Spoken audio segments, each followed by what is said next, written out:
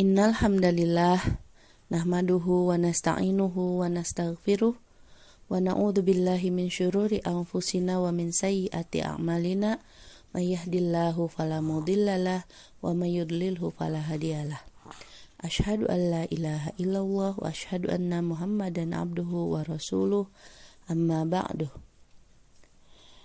Anak-anak sholihin sholihat yang dirahmati Allah Subhanahu wa taala, puji dan syukur mari kita panjatkan kehadirat Allah Subhanahu wa taala yang dengan izinnya pada pagi hari ini kita dapat bertemu dalam kegiatan tausiah Jumat SDN 191 Babakan Surabaya. Shalawat dan salam semoga tercurah limpah kepada junjungan kita Nabi Muhammad Shallallahu Alaihi Wasallam yang telah menunjukkan kepada manusia dari kegelapan menuju cahaya, dari kebatilan menuju al-haq. Ananda sholihin sholihat rahimakumullah, pada pagi hari ini Ibu akan menyampaikan beberapa kutipan ataupun beberapa informasi mengenai peristiwa Isra Mi'raj. Sholihin sholihat yang dirahmati Allah Subhanahu wa taala, sebagaimana kita ketahui pada hari Senin kemarin kita telah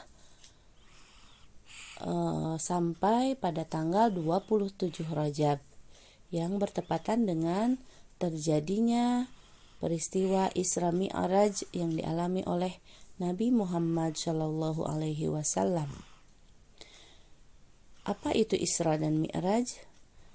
Ada baiknya kita simak surat Al-Isra ayat 1 yang menjelaskan tentang peristiwa Isra.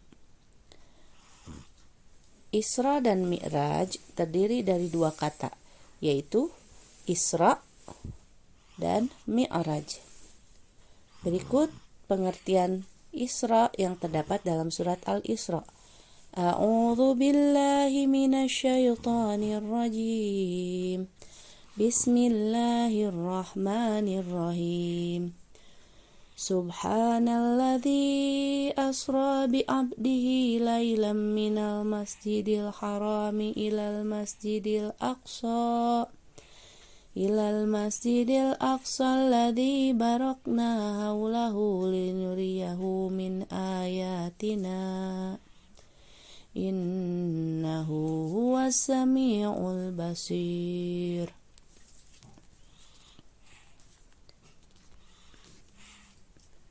Artinya, Maha Suci Allah yang telah memperjalankan hambanya pada suatu malam dari Masjidil Haram ke Masjidil Aqsa, yang telah kami berkahi sekelilingnya agar kami perlihatkan kepadanya sebagian dari tanda-tanda kebesaran kami.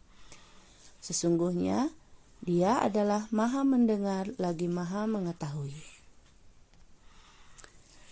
Kemudian peristiwa Mi'raj. Apa makna Mi'raj?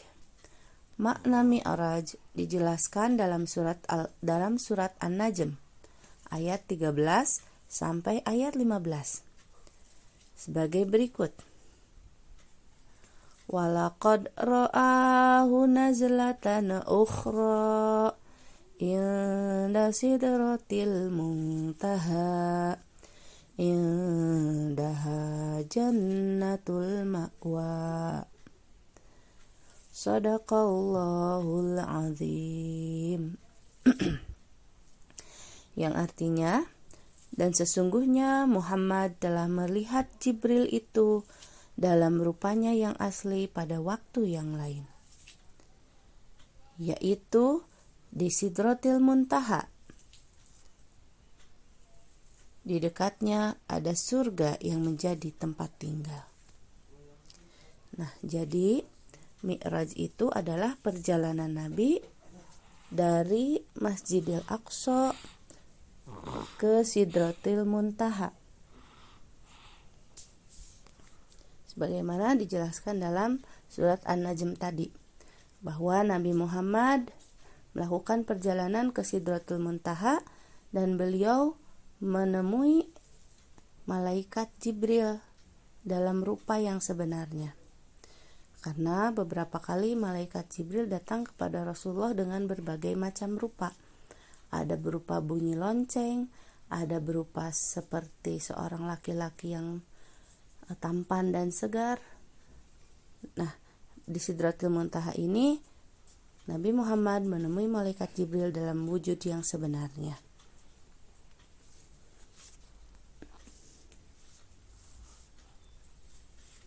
Ananda sholihin, sholihat rahimakumullah.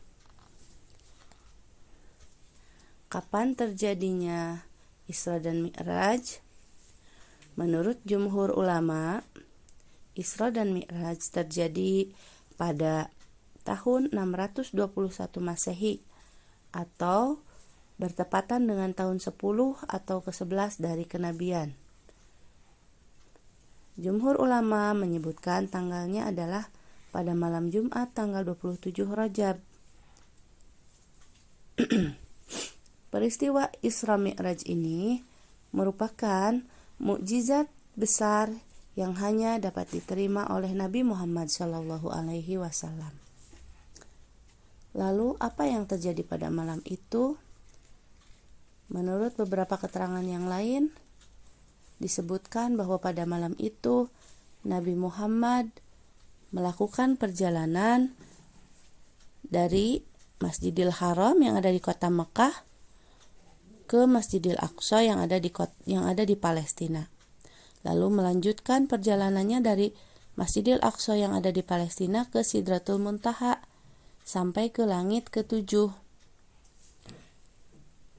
Lalu di sana beliau bertemu dengan Nabi Adam, Nabi Isa, Nabi Yusuf, Nabi Ibrahim, dan Nabi Musa. Juga bertemu dengan malaikat Jibril. Lalu beliau juga melihat surga dan melihat neraka.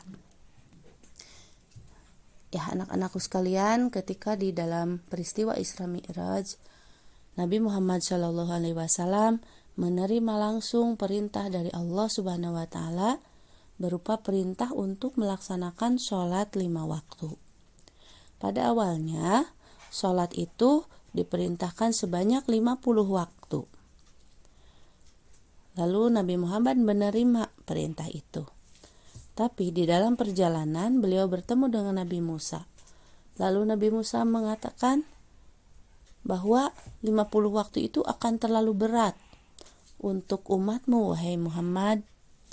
Mintalah kepada Allah agar Allah meringankannya. Lalu Nabi Muhammad pun mengikuti ucapan Nabi Musa. Beliau kembali lagi kepada Allah, lalu meminta agar diberi keringanan untuk umatnya. Lalu Allah memberikan keringanan sampai hanya 5 waktu saja. Nah, berarti dengan demikian kita tahu bahwa disyariatkannya sholat fardu yang 5 waktu adalah mulai terjadi pada peristiwa Isra Mi'raj, yaitu pada tanggal 27 Rajab tahun 10 atau ke-11 dari kenabian.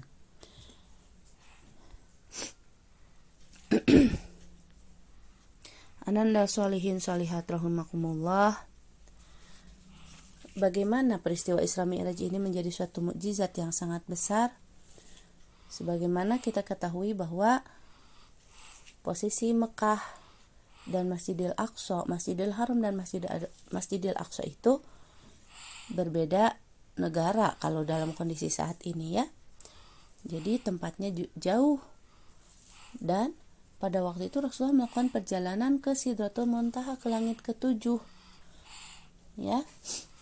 Tentu saja hal itu tidak akan dapat dilakukan oleh manusia biasa pada waktu itu ya. Sampai saat ini saja perjalanan keluar angkasa hanya bisa dilakukan oleh orang-orang tertentu. Namun pada saat itu Allah memberikan keutamaan kepada Nabi Muhammad sehingga beliau dapat menyinggahi beberapa tempat yang luar biasa itu hanya dalam 1 malam saja. Beliau pergi dan sampai kembali lagi kepada rumahnya. Bagaimana posisi kita dalam hal ini?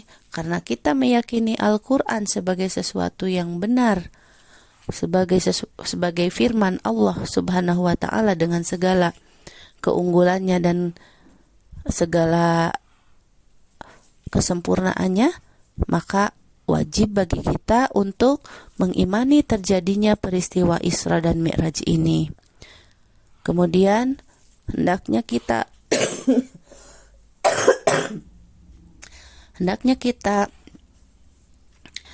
selalu taat dan melaksanakan oleh-oleh yang dibawa oleh Rasulullah yang berupa syariat untuk melaksanakan sholat 5 waktu tersebut dengan penuh kesungguhan.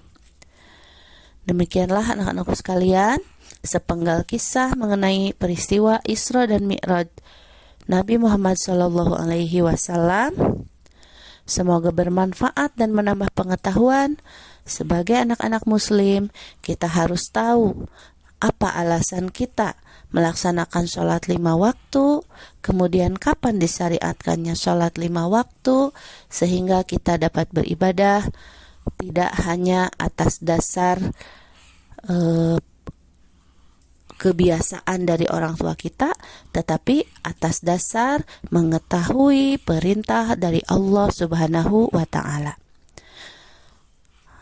Demikianlah kisah yang dapat Ibu sampaikan. Semoga bermanfaat dan menjadi hasanah tersendiri dalam segala keterbatasan kita pada saat ini. Semoga pertemuan yang singkat ini membawa berkah dan menambah keimanan kita semua. Mohon maaf apabila terdapat banyak sekali kekurangan dalam kultum yang Ibu sajikan pada pagi hari ini. Apabila yang Ibu sampaikan ini benar, maka hakikatnya adalah Ibu hanya menyampaikan kewajiban Ibu yang terdapat di dalam Al-Quran. Dan apabila ada yang salah, maka itu adalah kehilafan Ibu sebagai manusia. Mohon dimaafkan. Aqulu qauli hadza wa astaghfirullah li wa lakum. Wassalamualaikum warahmatullahi wabarakatuh. Salam sehat. Semoga kita semua selalu dalam lindungan Allah Subhanahu wa Ta'ala.